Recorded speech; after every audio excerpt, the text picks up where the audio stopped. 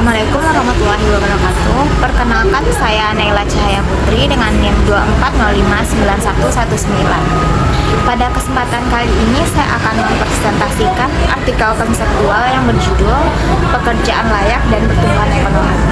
Tinjauan konseptual atas SDGs 8 dan implikasinya bagi pembangunan sumber daya manusia di Indonesia. Sebelumnya saya akan menjelaskan mengenai latar belakang dan pertanyaan mendasar. Latar belakang artikel ini berawal dari komitmen global melalui Agenda 2023 Sustainable Development Goals atau SDGs yang disepakati 193 negara anggota PBB pada tahun 2015.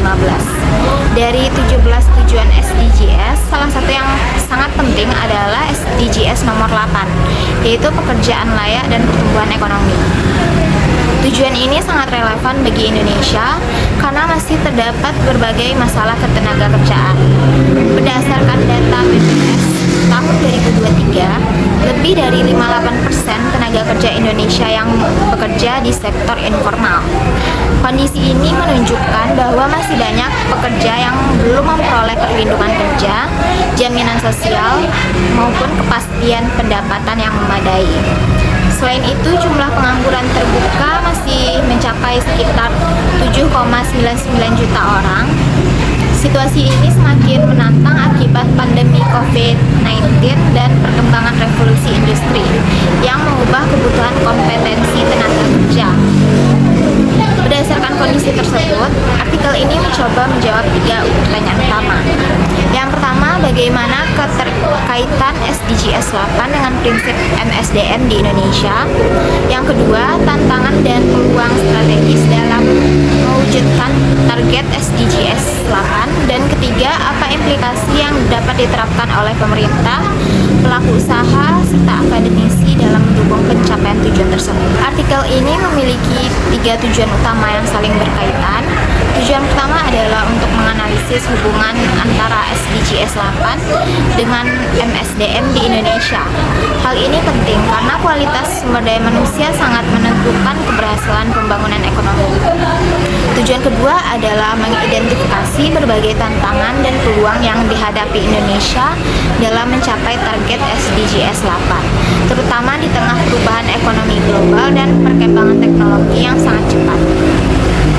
Tujuan ketiga adalah merumuskan implikasi praktis yang dapat dijadikan pedoman bagi pemerintah, dunia usaha, maupun akademisi dalam mendukung terciptanya pekerjaan yang layak.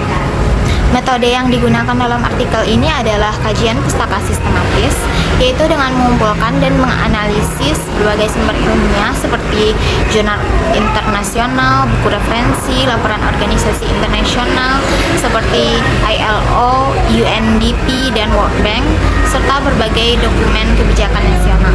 Di sini saya akan menjelaskan ringkasan isi pembahasan. Dalam artikel ini terdapat 4 tema utama pembahasan. Yang pertama, konsep pekerjaan layak atau decent work.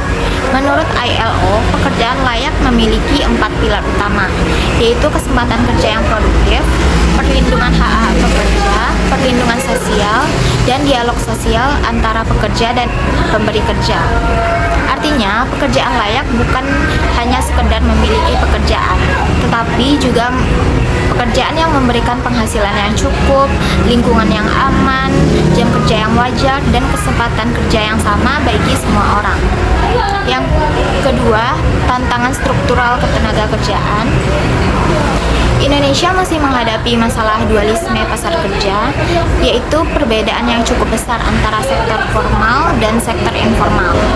Selain itu, pertumbuhan ekonomi yang terjadi belum sepenuhnya dirasakan secara merata oleh seluruh lapisan masyarakat. Hal ini terlihat dari adanya kesenjangan pendapatan. Perkembangan teknologi juga menjadi tantangan tersendiri karena sebagian pekerjaan berisiko tergantikan oleh otomatisasi dan kecerdasan buatan. Yang ketiga, pembangunan sumber daya manusia sebagai fondasi utama. Artikel ini menekankan bahwa investasi pada pendidikan dan pelatihan merupakan langkah penting untuk meningkatkan produktivitas tenaga kerja. Menurut teori human capital yang dikemukakan oleh Becker, pendidikan dan pelatihan merupakan investasi yang dapat meningkatkan kualitas manusia dan menghasilkan manfaat ekonomi ekonomi di masa depan. Selain itu, pendekatan kapabilitas yang dikembangkan oleh Amartya Sen menekankan bahwa pembangunan harus memperluas kemampuan individu agar dapat memilih kehidupan mereka dengan lebih baik.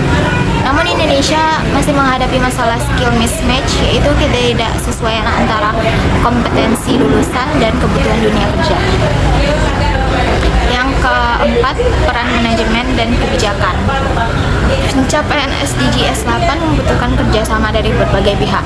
Perusahaan perlu menerapkan praktik manajemen sumber daya manusia yang bertanggung jawab, memberikan pelatihan kepada karyawan, serta menciptakan lingkungan kerja yang mendukung produktivitas.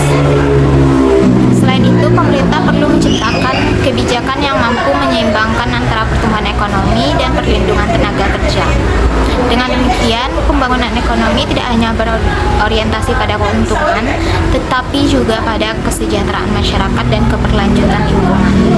Terdapat beberapa kesimpulan penting. Pertama, SDGs 8 memiliki relevansi yang tinggi bagi Indonesia karena masih banyak pekerja yang berada di sektor informal dan belum mendapat perlindungan yang memadai. Kedua, tantangan dalam mencapai SDGs 8 bersifat kompleks dan multidimensional. Ketiga, pembangunan sumber daya manusia melalui pendidikan, pelatihan, dan peningkatan keterampilan merupakan fondasi utama dalam mewujudkan pekerjaan layak dan pertumbuhan ekonomi yang berkelanjutan. Yang keempat, tanggung jawab untuk mencapai tujuan tersebut tidak hanya berada pada pemerintah, tetapi juga membutuhkan keterlibatan dunia usaha, akademisi,